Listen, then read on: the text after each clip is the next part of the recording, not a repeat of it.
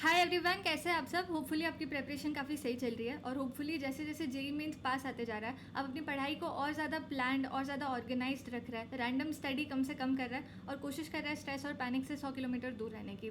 इस वीडियो में हम बात कर रहे होंगे कि कैसे मैंने अपने 12th में 92 परसेंटाइल से अपने ड्रॉप ईयर में अराउंड 98.5 तक का जंप लिया था। और कंसिडरिंग कि मैं जेई एडवांस को टारगेट कर रही थी तो मेरे प्लान में डेटा के साथ ऐसी चीज़ें या ऐसे चैप्टर्स इंक्लूडेड है जो जेई एडवांस में भी आपको काफ़ी ज़्यादा बेनिफिट दे रहे होंगे। तो आता है सीधा बात करते हैं कि ये कौन से हाई वेटेज चैप्टर्स थे जिनको मैंने शायद अपने 12th में मिस कर दिया था, बट मैंने ड्रॉप ईयर में इंश्योर किया था कि ये सबको मैं एंड टू एंड कवर करूँ। ठीक है। सबसे पहला चैप्टर होगा इलेक्ट्रोस्टैटिक्स एंड करंट इलेक्ट्रिसिटी। ये जो पूरा इलेक्ट्रोमैग्नेटिज्म वाला पार्ट है, इससे मैं 12th में बहुत ज़्यादा डरती थी, तो मैंने एक डेडिकेटेड स्मॉल नोटबुक बना ली थी जिसमें मैं एनसीईआरटी से बेस से शुरू करके अपने कॉन्सेप्चुअल क्लैरिटी पूरी कंप्लीट करके मैं इसकी हर दिन 2 से 3 घंटे प्रैक्टिस करती थी। और जेई मेंस के लिए इसका वेटेज बहुत ज़्यादा हो जाता है, आगे मैं आपको नंबर ऑफ़ क्वेश्चंस में दिखा दूंगी। इसके अलावा थर्मोडायनामिक्स और मॉडर्न फिजिक्स, ये दोनों केमिस्ट्री से कहीं ना कहीं रिलेट होता है और केमिस्ट्री जिनकी भी स्ट्रॉन्ग है वो इसको रिलेट करके बहुत ज़्यादा इसके ऊपर काम कर सकता है और जेई एडवांस में भी ये आपको एक बहुत अच्छा एज दे रहा होगा। इसके बाद एसएचएम, यंग्स मॉड्यूलस और काइनेमैटिक्स, ये तीनों छोटे सेक्शंस है कंपैरेटिवली और इसका जो वेटेज है ये जेई मेंस में बहुत ज़्यादा था। इवन मैं खुद ट्रेंड देखकर शॉक हो गई थी। तो इसको स्किप नहीं करना है, इसको कंप्लीट कर देना है। जैसे हम देख रहे हैं ट्रेंड्स में यूनिट्स एंड डायमेंशंस का भी एक अच्छा खासा नंबर ऑफ क्वेश्चंस पूछे जाता है। इसमें वर्नियर कैलिपर के क्वेश्चंस आता है या तो फिर वो क्वेश्चंस जो प्योरली डायमेंशन बेस्ड होता है या तो फिर जो बहुत जल्दी बन जाता है, बहुत कम टाइम में आप इन सवालों को डन कर सकते हो।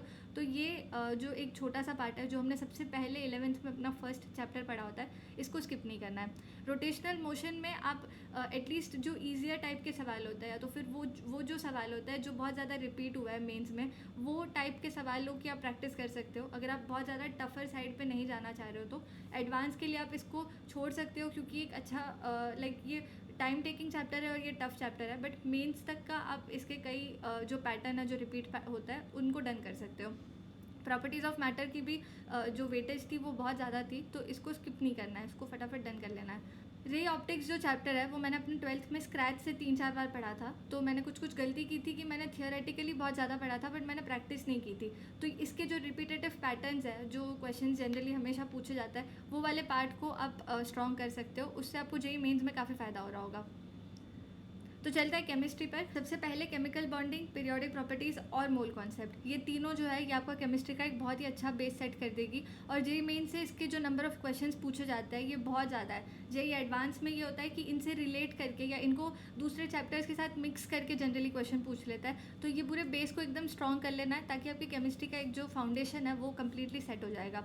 इसके बाद कोऑर्डिनेशन कंपाउंड्स, ये काइंड ऑफ इंडिपेंडेंट चैप्टर जैसे हम इसको बोल सकते हैं और इसके क्वेश्चंस भी बहुत बहुत बहुत ज़्यादा रिपीट होता है। सेम तरह के क्वेश्चंस बार बार पूछे जाता है। तो इसकी अगर आप हर दिन एक स्लॉट रख देंगे, हर दिन के लिए स्लॉट रख के उस स्लॉट में आप इसकी प्रॉपर प्रैक्टिस करेंगे, इसके पीवाईक्यूज अच्छे से करेंगे, तो आप डेफिनेटली इनके सवाल बना पाएंगे। लेंथ वाइज थर्मो और एटॉमिक दोनों ही थोड़ा बड़ा लग सकता है, बट इसका जो वेटेज है ये बहुत ज़्यादा है। तो जिन्होंने भी थोड़ा बहुत हल्का हल्का इसको किया होगा तो इसके पीवाईक्यूज प्रैक्टिस करके इसको आप डन कर सकते हो। सोल्यूशंस और chemical kinetics comparatively easier side पे होता है, तो ये चैप्टर्स को बिल्कुल भी स्किप नहीं करना है। ऑर्गेनिक केमिस्ट्री पे मैंने स्टार किया है क्योंकि ये लेंथ में कंपैरेटिवली एक बहुत बड़ा चंक है, बहुत बड़ा मॉड्यूल है, बट इसके जो नंबर ऑफ क्वेश्चंस है वो बहुत ज़्यादा पूछे जाता है। तो आप जैसे जैसे एक एक बेस सेट करोगे, जैसे आप अल्कोहल पढ़ोगे, उसके बाद आप एल्डिहाइड कीटोन्स वाला चैप्टर करोगे, तो डेफिनेटली आप अपने +4 इंक्रीज करते जाओगे। हो सकता है कि आपको इसके मिक्स्ड क्वेश्चन आएंगे, इसके बड़े बड़े रोड मैप्स पूछे जाएंगे, बट अगर आपने ये कर लिया है, आपने ये पढ़ लिया है, तो आप बहुत ही कम टाइम में इनके सवालों को बना सकते हैं। तो आप कोशिश कर सकते हैं कि इसको कम्प्लीटली छोड़ के ना जाए। इसके एक जो बेस होता है, सबसे पहले जीओसी से हम शुरू करते हैं। जैसे आप इसमें देख रहे हैं कि जीओसी का वेटेज काफ़ी ज़्यादा है, तो जीओसी आपका ऑर्गेनिक का बेस सेट कर देगा और उसके बाद आप एक एक एडिशनल चैप्टर्स डन कर सकते हैं। इसके साथ साथ आप देख सकते हैं कि ऑर्गेनिक रिएक्शंस का जो वेटेज है वो सबसे ज़्यादा है, ये 50 क्वेश्चन से भी कई ज़्यादा था। इसके अलावा सॉल्यूशंस और काइनेटिक्स एक ईजियर साइड पे होता है, तो इसका वेटेज भी बहुत ज़्यादा है, इसको कंप्लीट कर देना है। ओके तो अगर हम मैथ्स की बात कर रहे हैं तो मैथ्स में हमेशा रिकमेंडेड है कि आप एक मॉड्यूल को पिक करें और उस मॉड्यूल को एंड टू एंड स्ट्रॉन्ग करें। तो या तो फिर आपका मॉड्यूल हो सकता है कोऑर्डिनेट ज्योमेट्री, या तो हो सकता है 3D वेक्टर अलजेब्रा वाला मॉड्यूल हो सकता है, या तो फिर कैलकुलस वाला मॉड्यूल हो सकता है। इस पूरे मॉड्यूल को अगर आप पिक करके इसके क्वेश्चन ज़्यादा प्रैक्टिस कर रहे हैं तो हमेशा बहुत अच्छा आपको स्कोर देखने मिलेगा। इसी के साथ साथ एडिशनली जो इंडिपेंडेंट चैप्टर्स होता है, जो मैट्रिसेस डिटर्मिनेंट्स वाला चैप्टर हो गया, या तो फिर जो सीक्वेंस एंड सीरीज़ वाला पार्ट हो गया, इनका वेटेज बहुत ज़्यादा है और ये काइंड ऑफ इंडिपेंडेंट चैप्टर्स जैसे आप इनको मान सकते हैं। तो आप इनको अगर इनके PYQs प्रैक्टिस करके इनको properly end to end done कर रहे हैं तो आपको बहुत ज़्यादा बेनिफिट देखने मिलेगा।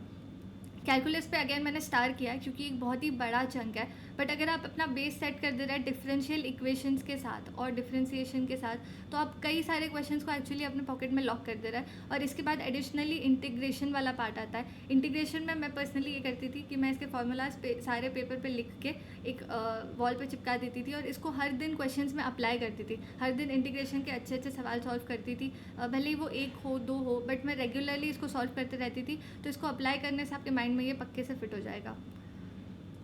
इसमें भी अगर हम डेटा की बात कर रहे हैं तो again sequence and series, matrices, determinants, ये सबका जो नंबर ऑफ क्वेश्चंस आस्क्ड है ये बहुत ज़्यादा है। PNC और प्रोबेबिलिटी से कई बार लोग डरते हैं क्योंकि उसके जो क्वेश्चंस की लेंथ है वो लेंथ बहुत बड़ी होती है, बट कई बार ऐसे होता है कि इसके ईजियर साइड पर भी क्वेश्चन आ जाता है और रेपिटेटिव पैटर्न के क्वेश्चन आप देखेंगे।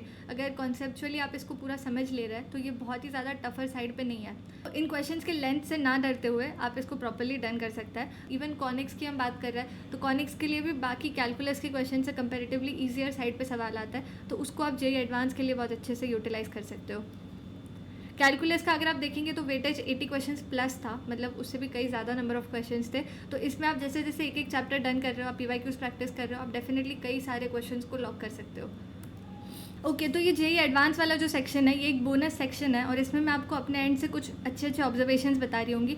सबसे पहले इलेक्ट्रोस्टैटिक्स और ग्रेविटेशन जो है ये कहीं ना कहीं इंटरलिंक्ड होता है कि अगर आपको इलेक्ट्रोस्टैटिक्स आता है तो आप ग्रेविटेशन के सवाल डेफिनेटली सॉल्व कर सकते हो। और इलेक्ट्रोस्टैटिक्स में एक पार्ट होता है जो ग्रेविटेशन से सिमिलर होता है और दूसरा होता है जो डाइलेक्ट्रिक्स वाला कंप्लीट पार्ट होता है। उसको प्रैक्टिस करने पर आप उसके सवाल भी JEE मेन्स में बहुत ज़्यादा पूछा जाता है। करंट इलेक्ट्रिसिटी के क्वेश्चन को अक्सर SHM से लिंक कर देता है, तो ये वाले सवालों की भी आप डेडिकेटेड प्रैक्टिस कर सकते हो। अगर आप रिपीटेडली इन टाइप की प्रैक्टिस करोगे तो आप डेफिनेटली इनके क्वेश्चन इजीली बना पाओगे। अब जो केमिस्ट्री में ऑर्गेनिक केमिस्ट्री और मोल कॉन्सेप्ट रिलेटेड वाला है ये मेरे पर्सनल JEE एडवांस के शिफ्ट से रिलेटेड है। ऑर्गेनिक के सारे सवालों को मोल कॉन्सेप्ट से रिलेट कर दिया गया था, जिसमें लिमिटिंग एजेंट या तो फिर मोलार मास काउंट करना, final number of moles count करना, ये सारे क्वेश्चन पूछे गए। तो हो सकता है कि ऑर्गेनिक केमिस्ट्री आपका स्ट्रॉन्ग पार्ट है और आप प्रोडक्ट प्रिडिक्ट करने में बहुत अच्छे हो, बट अपने मोल कॉन्सेप्ट की बिल्कुल प्रैक्टिस नहीं किया तो आप सवाल को एंड टू एंड सॉल्व नहीं कर पाओगे। तो ये वाले जो सवाल थे JEE एडवांस 2022 में बहुत ज़्यादा पूछे गए थे और आप उनकी प्रैक्टिस अच्छे से कर सकते हो। इसके अलावा जो कॉनिक्स, 3D वेक्टर्स और डिफरेंशियल इक्वेशन, ये वाला जो मैथ्स का पार्ट है इसमें JEE एडवांस में कंपैरेटिवली थोड़े ईजियर साइड के क्वेश्चन आता है, तो इनको JEE एडवांस के लिए बिल्कुल स्किप नहीं करना है, इनको एंड टू एंड कवर कर देना है। अगर आपको वीडियो हेल्पफुल लगी है तो कमेंट्स में ढेर सारा प्यार छोड़ के जाइएगा, और अगर आपको कोई और स्पेसिफिक टॉपिक पर वीडियोज़ चाहिए या आपको कोई स्पेसिफिक टॉपिक पर डिस्कशन चाहिए तो कमेंट्स में वो भी लिख दीजिएगा। All the best.